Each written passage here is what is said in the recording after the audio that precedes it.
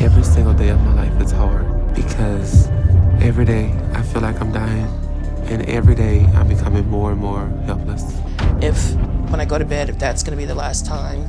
So it's very hard to sleep when I have the different thoughts racing through my head. Dr. Now has seen it all, or so we thought, from patients who shocked him with unbelievable determination to cases that spiraled in ways nobody could have predicted. These moments left even the toughest doctor in awe. These are the most surprising cases Dr. Now has ever faced on my 600-pound life, and trust me, you won't believe what happened behind those clinic doors. Juan, 47, lives every day trapped in a body that's slowly stealing his future. He calls his life a living hell, and from the way he moves, it's not an exaggeration. Getting out of bed isn't just a chore, it's an exhausting battle. He never imagined he'd reach this size, yet here he is, facing the reality he can't ignore. Each morning begins with pain and ends with frustration. But now, with his health slipping further, he wonders if this could be the moment he turns everything around. The person that I was, the mobility issues that I have today are nothing that I ever expected when I was younger. I just never envisioned being here at this size.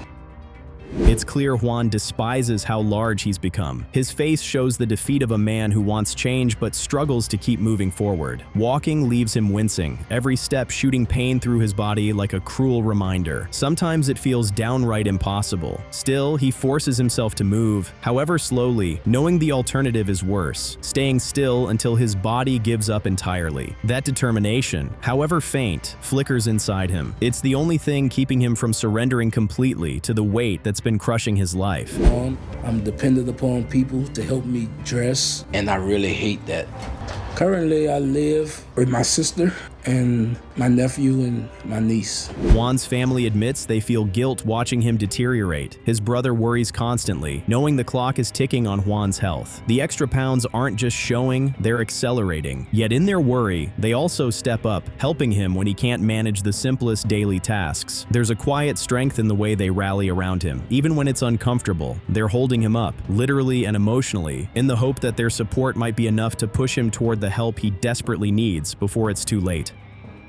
When he wants something, he's real persistent. So I don't like it, but to come to the grip that this is what's gonna happen. Beyond Juan's appetite is a family dynamic that keeps the cycle going. His mother takes care of him like he's still her boy, cooking whatever he asks for without hesitation. It's her way of showing love, but it's also enabling him. Every request is met with a plate, not a conversation about change. Over time, these acts of care have become part of the problem, nurturing his cravings instead of challenging them. She thinks she's helping, but in reality, she's feeding the very thing that's destroying him, both physically and emotionally.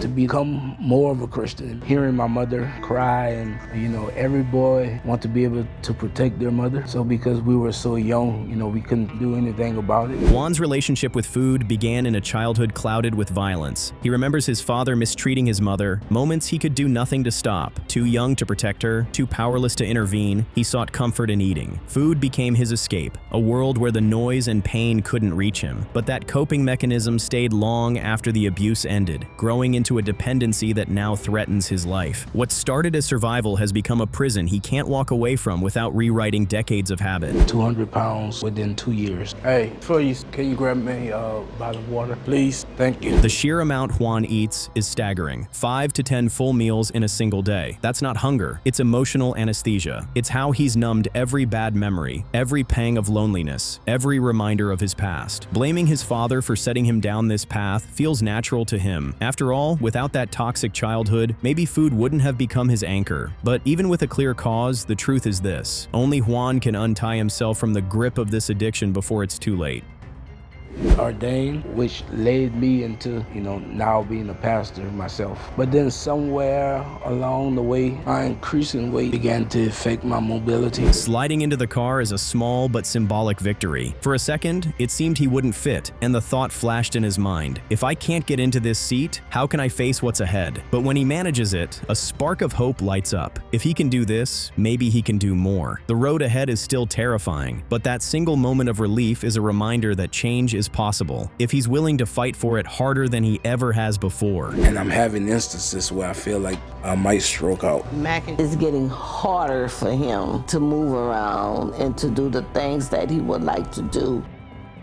Juan's mother speaks with the kind of fear only a parent knows. She's watched her son's abilities fade to almost nothing, helpless to stop it. He can barely take care of himself, and she worries constantly about what might happen if he doesn't change. Still, she holds on to faith. She believes there's a part of him that's disgusted enough with his situation to finally act. Her hope is quiet, but steady, like a lifeline she's throwing into the water, praying he grabs on before the current takes him under. I'm willing to push him in the right direction and assist him instead of assisting them in doing all the wrong things, assisting them in doing the right things. For the first time, Juan says the words out loud. He needs help. It's not a vague thought anymore. It's a decision. He's ready to change direction, ready to put in the work to save his own life. The road will be long, and he knows it, but saying it means owning it, and that's the first step he's taken in years. Now, the question hangs heavy in the air. Does he have the will to see it through, or will this be another promise lost to time?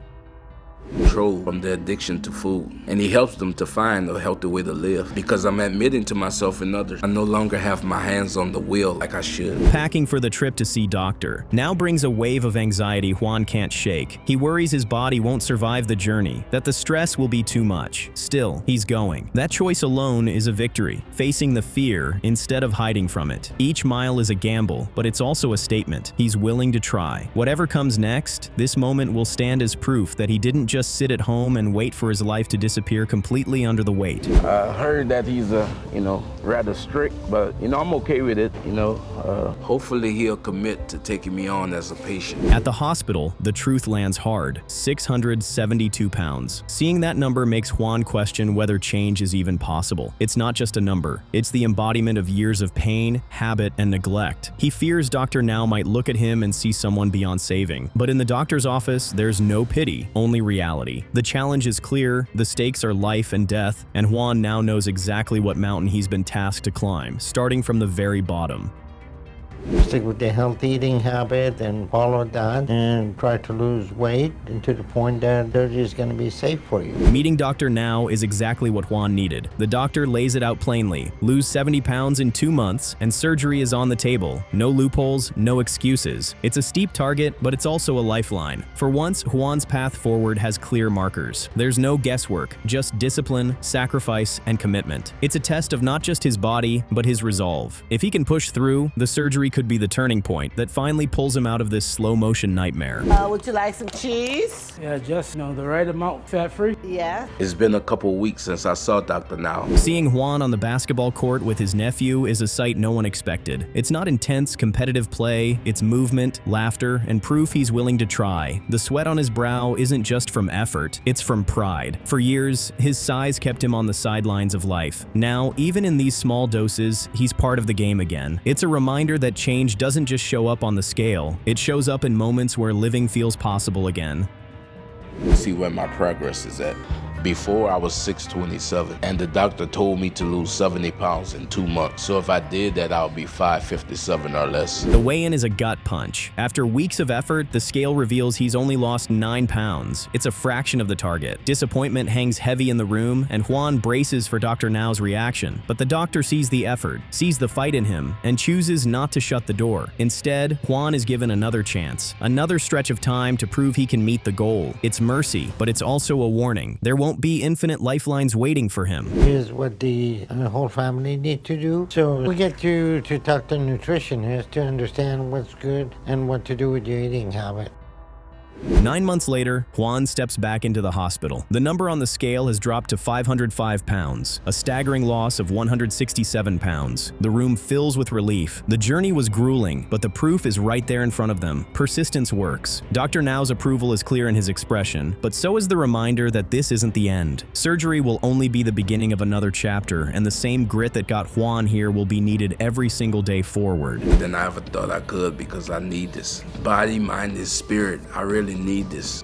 Juan? Last time I was 577, and it was the same goal to lose 70 pounds over 2 months. This is Destinee's story, and it's going to make your jaws drop from your mouth, trust me. Destinee is a transgender female who weighs over 600 pounds. Her life is a nightmare that she has to live through every single day. She feels like someday her body is going to make her completely useless. Well, here is how her weight loss journey begins. To walk now. My mobility is really limited. I can only take maybe 5 steps and I'm out of breath. already.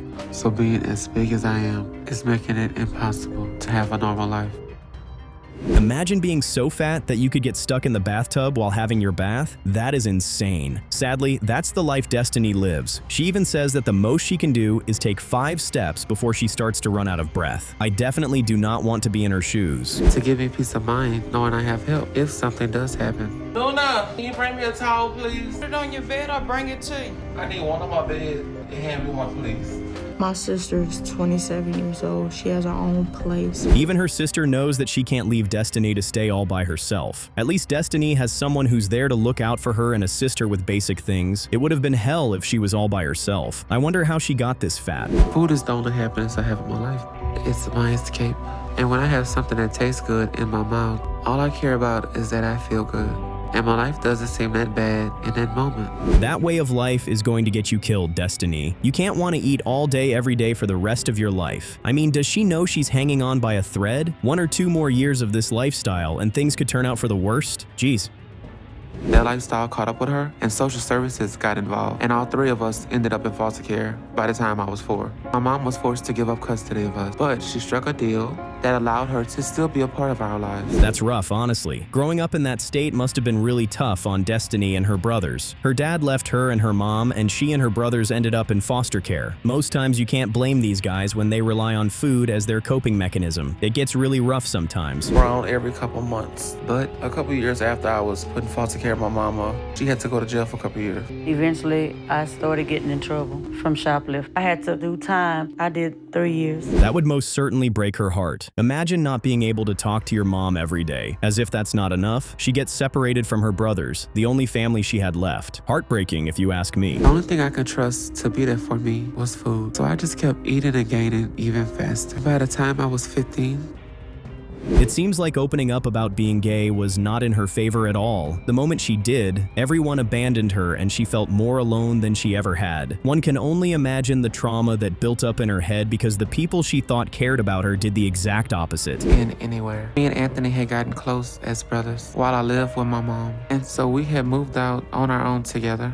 So I needed to pay my fair share of the rent. Damn! It's like the trauma just doesn't end in Destinee's life. It's from one heartbreaking thing to the next. After going through all of this, she ends up losing her brother? Ouch! That's a straight bullet to her heart. One day. So we're staying in Houston for the night and then coming back. But it's still gonna be a lot for me. So I'm really nervous. And a lot of things are going through my head.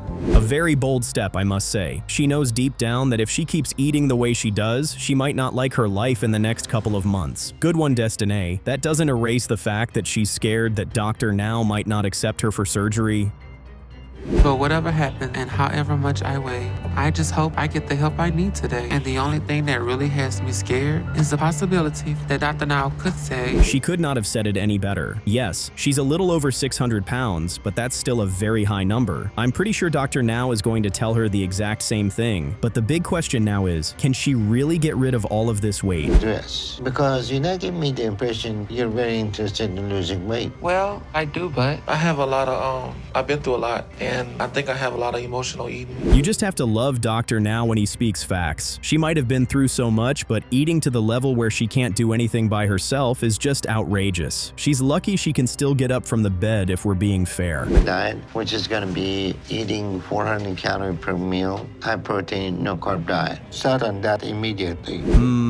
Let's hope she's able to get all of that into her head. She tells the doctor that her major challenge is that she runs to food anytime she feels sad, depressed, or even stressed about anything. Well, all that's going to end is she really wants to lose weight.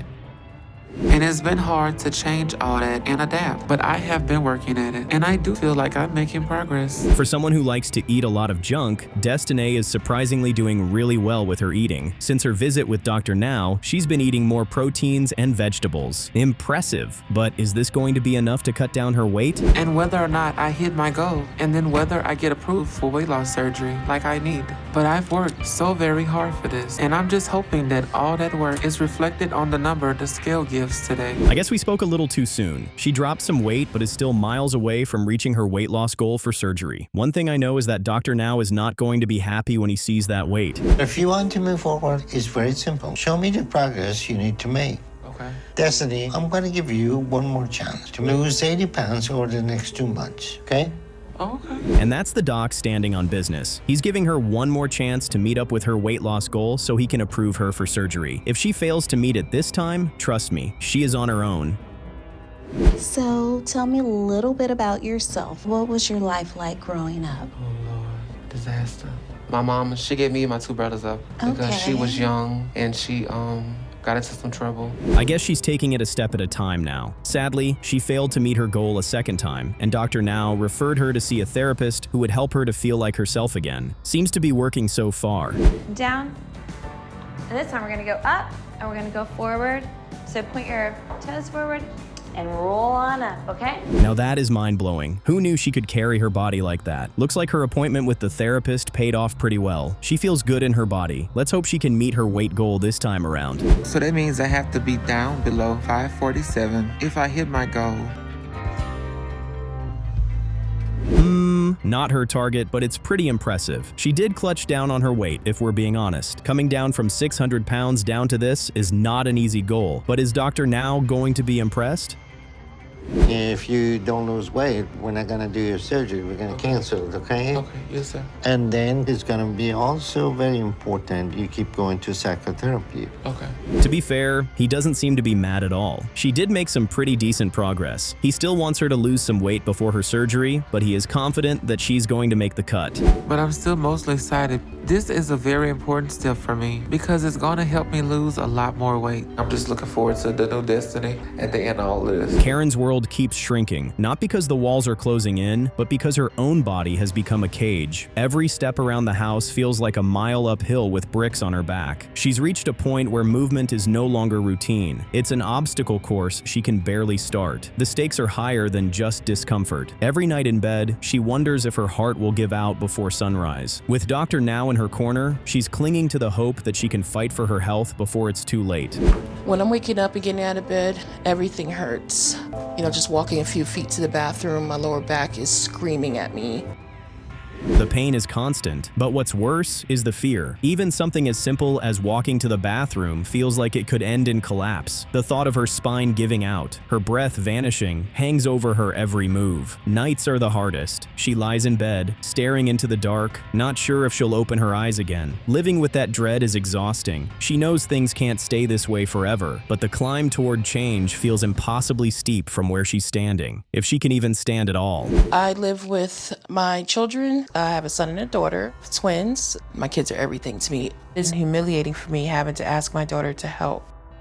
If there's one bright spot in this mess, it's Karen's daughter. She doesn't just help, she wants to help. When Karen apologizes for needing assistance, her daughter brushes it off without hesitation. She'd rather her mom lean on her than risk injury trying to do it alone. There's a quiet kind of love in that willingness, the sort of devotion that doesn't demand thanks. It's clear this bond runs deep, even if it's tangled up in worry. Her daughter sees past the weight and limitations, holding on to the person her mother still is underneath. The fact that I'm winded just walking from my bedroom to the bathroom is not good. I'm supposed to take medicine for anxiety, but I haven't been to an appointment in a while, so. Karen carries more than just physical weight. Asthma squeezes her lungs, and anxiety wraps around her mind like a vice. She admits she hasn't kept up with her medication, skipping appointments until her mental health slipped further. The cycle is familiar: physical pain feeding emotional distress feeding the urge to numb herself. That's the storm she's walking into as she prepares to work with Dr. Now. The question isn't just whether she'll follow the plan, it's whether she can untangle the knots of fear and avoidance that keep pulling her backward.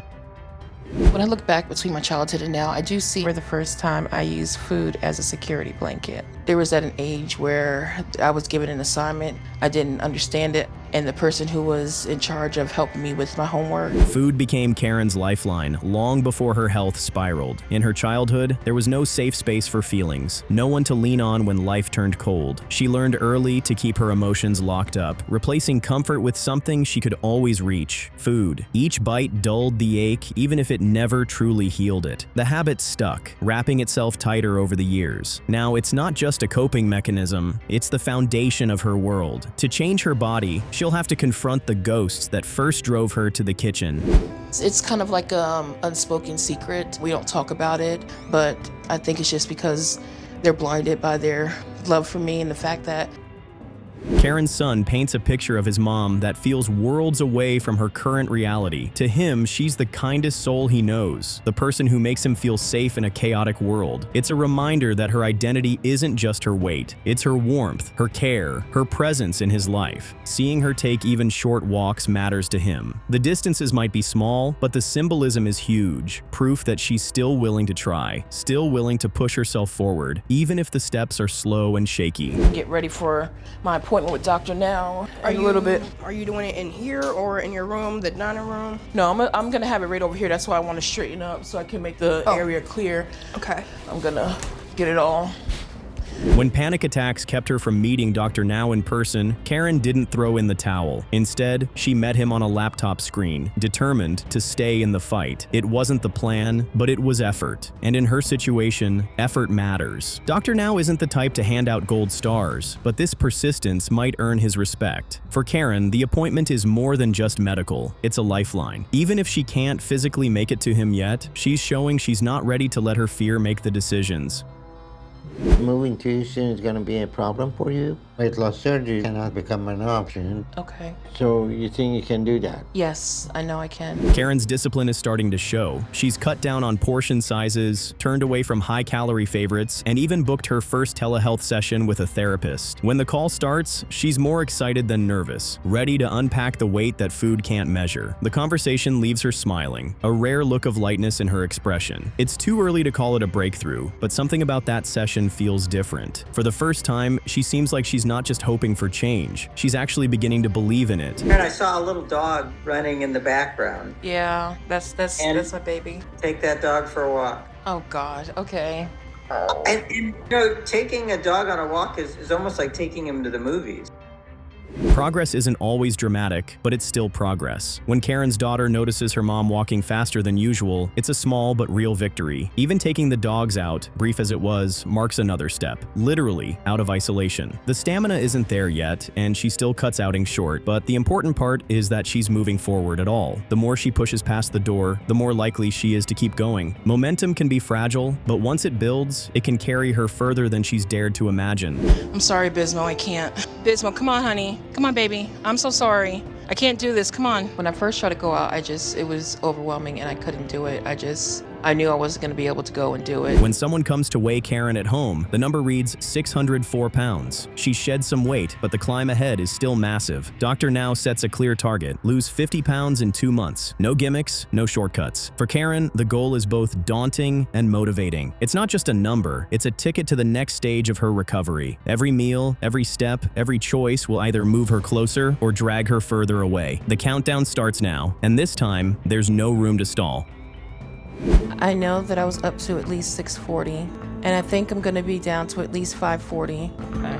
So, 604. Yes. All right. For the first time in a while, Karen steps outside her house with a destination in mind: Dr. Now's clinic. The anxiety that once held her hostage seems to have loosened its grip, at least for today. She's nervous, yes, but she's also ready to prove she's serious about this fight. Just getting into the car feels like a milestone. If she can make it all the way, she'll finally be face to face with the man who can help change her life. It's a pivotal moment, and the next few hours will decide how it plays out. Well, it's gonna have to do, but it's not perfect. It's 10:45 and my appointment's at 11:30, so it's time to get going. We can leave out together, but I just want to grab my stuff. When Dr. Now hears about her decision, his patience wears thin. From his perspective, she's overestimating her progress and underestimating the urgency of her situation. The clock isn't slowing down for her comfort, her health is still hanging by a thread. He makes it clear that if she truly wants to change, she has to push harder and stop waiting for the perfect moment. Karen's next steps will determine whether this journey moves forward or stalls out in the same cycle she's been trapped in for years. It's just frustrating because I know I'm doing really well. I feel that the scale wasn't accurate because the nurse had a hard time. I am glad that Karen is making progress, but the reality is she's not making nearly as much progress as she should.